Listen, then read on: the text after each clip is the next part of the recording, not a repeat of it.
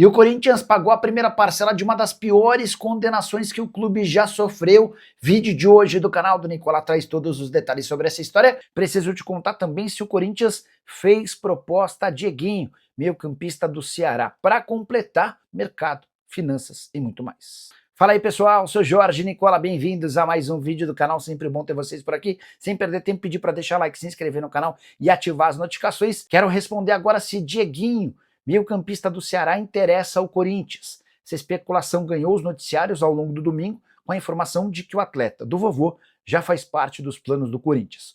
O Timão teria procurado representantes do jogador para abrir negociações e o staff do atleta teria recorrido ao Ceará para tentar entender as condições do negócio. O que eu fiz?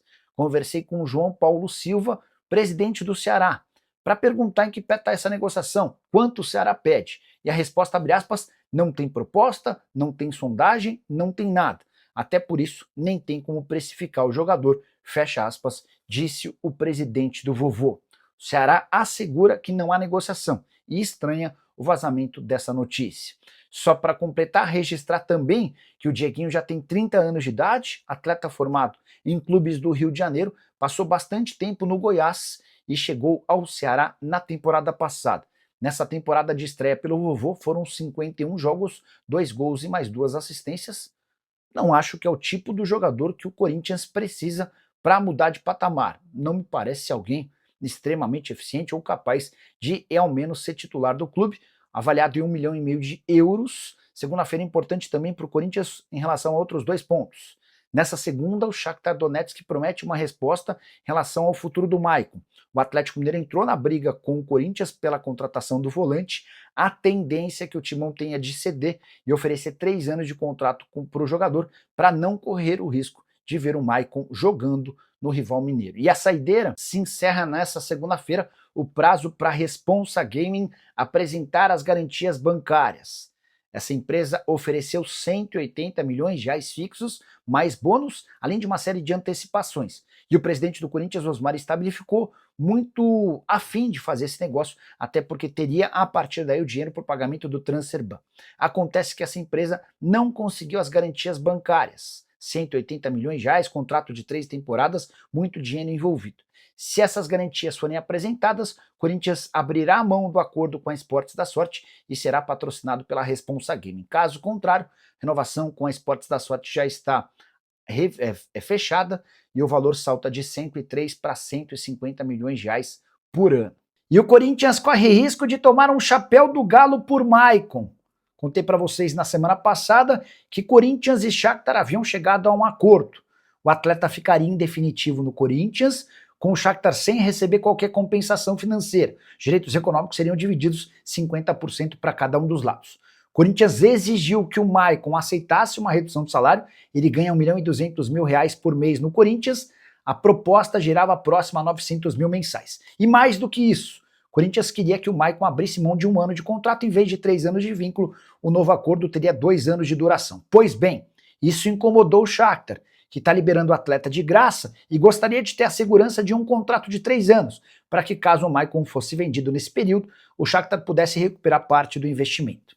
O Corinthians não aceitou esse aumento, essa prorrogação do contrato. Foi nesse momento que o Atlético Mineiro entrou na parada, com a mesma proposta do Corinthians, cessão do atleta sem custos, de graça, ficando com 50% dos direitos econômicos, mas aceitando a condição de 3 anos de contrato. Nessa segunda-feira, o Shakhtar vai tomar a decisão. Maicon colocou ou deixou a palavra final para o clube ucraniano. Para que o Corinthians volte à briga, pode ocorrer de o Timão ter de aceitar esse contrato de 3 temporadas. Você, torcedor alvinegro, acha que o Maicon é indispensável e você, atleticano, gosta da ideia? Já usa o espaço para comentário e registra a sua opinião, beleza? E o Corinthians pagou 20 milhões e 500 mil reais como primeira de 2 parcelas do acordo terrível com Matias Rojas. Responsabilidade gigante de Duílio Monteiro Alves e Augusto Melo, presidentes envolvidos na passagem do meio atacante paraguai. Bora explicar em detalhes essa história. Relembrando do começo, Matias Rojas havia sido contratado pelo Duílio Monteiro Alves em 2023. Na oportunidade, o Duílio prometeu o pagamento de luvas de 8 milhões de reais em 3 parcelas. Não pagou nenhuma. Assim que o Augusto Melo assumiu a presidência, o Matias Rojas pediu para ser negociado, alegando atrasos nos pagamentos. Augusto disse: calma, com a minha chegada, a credibilidade no Corinthians voltou. Você fica e eu vou pagar tudo em dia. Se eu atrasar uma parcela, além de eu te pagar tudo o que eu devo, ainda prometo que eu te pago o que você tem a receber até o fim do contrato. O Rojas falou: tem certeza? Tenho. Então eles assinaram um contrato e assim o Rojas acabou por permanecer no Corinthians. Um mês depois, o Augusto não cumpriu sua palavra e atrasou os pagamentos do meia paraguaio, que foi à FIFA e conseguiu a condenação do Corinthians em 49 milhões de reais. O Corinthians teria de pagar esses 49 milhões em novembro.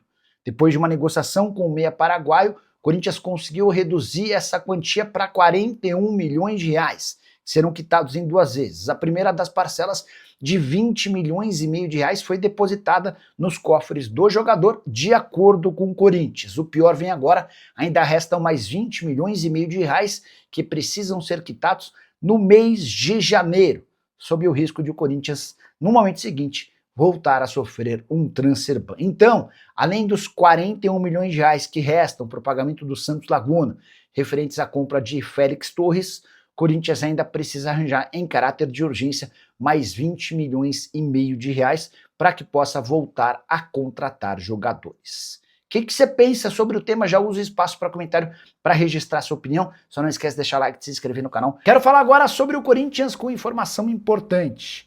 Durante boa parte do ano de 2025, muitos corintianos debateram sobre a chance de o clube virar uma SAF, Sociedade Anônima do Futebol. Foi criada até a SAFiel, grupo organizado por torcedores do Corinthians empolgados com a chance de criar uma SAF em que os próprios torcedores alvinegros seriam os acionistas. Pois bem, o contrato assinado entre Corinthians e Caixa pelo financiamento do estádio em julho de 2022 impede que o Corinthians vire SAF até 2041. Quero explicar esses detalhes para vocês.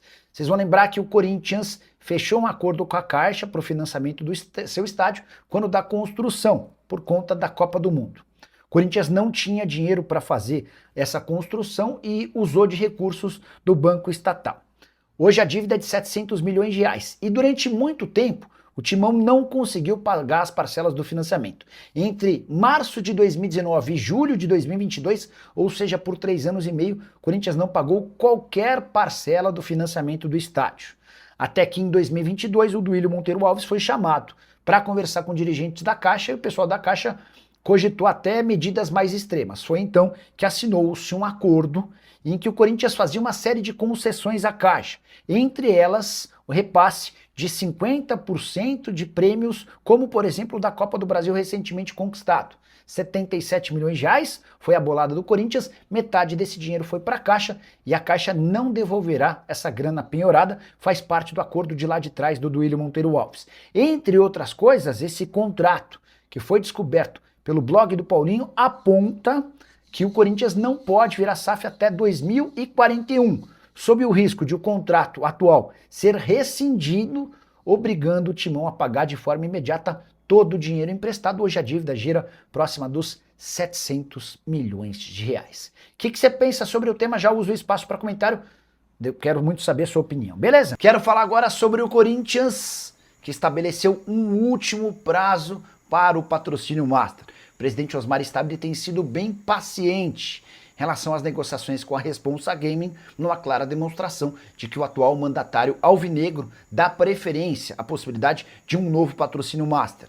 Só para lembrar os números, a Esportes da Sorte, a atual patrocinadora, paga 103 milhões de reais por ano e ofereceu 150 milhões de reais anuais. Já a Responsa Gaming, que pretende criar uma casa de apostas com o nome do Corinthians, ofereceu 180 milhões de reais fixos, além de bônus que ultrapassariam os 240 milhões de reais. Além da diferença de 30 milhões de reais, a Responsa Gaming também topa fazer uma série de antecipações. Logo de cara, 50 milhões de reais nas mãos do Corinthians, dinheiro que seria utilizado para o pagamento do transfer ban. Mas o compliance do Corinthians fez uma série de apontamentos sobre essa empresa, que tem apenas 1 ano e meio desde que foi criada.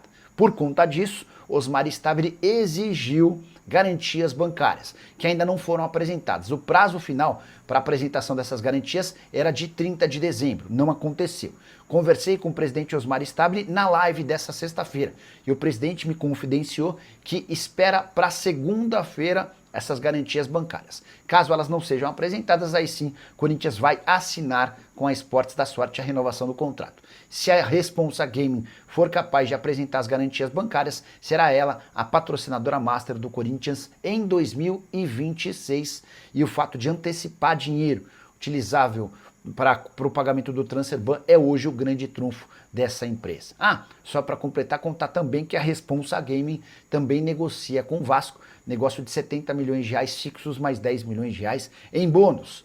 Quero te contar ainda que Yuri Alberto foi para Roma, na Itália, mas nada tem a ver com a possibilidade de uma mudança para o clube da capital italiana. Ele foi para lá para acelerar o processo de obtenção de passaporte italiano, ou seja, isso vai atrasar o retorno e a sua reapresentação pós-férias. A justificativa é de que o consulado, de quem cuidaria de toda essa obtenção do passaporte, não estava aberto na virada do ano. A partir de agora ele vai conseguir dar avanço e seguimento nessa história e o jogador com passaporte europeu fica muito mais valorizado, garantindo mais dinheiro ao seu clube. Tá, então, né, minha família, ficamos com mais um giro de notícias importantes e atualizado do maior clube do Brasil. A gente fala do Corinthians, do Coringão, né, que nesta segunda-feira, dia 5 de janeiro de 2026, trazemos informações de bastidores de mercado da bola para você acompanhar todas as informações do Timão. Então, peço humildemente para deixar o like nesse vídeo, se inscrevendo no canal, ativando também o sinal das notificações para ficar sempre muito bem informado. Combinado? A gente encerra essa edição por aqui. Um grande abraço para você e até o próximo vídeo. Fui.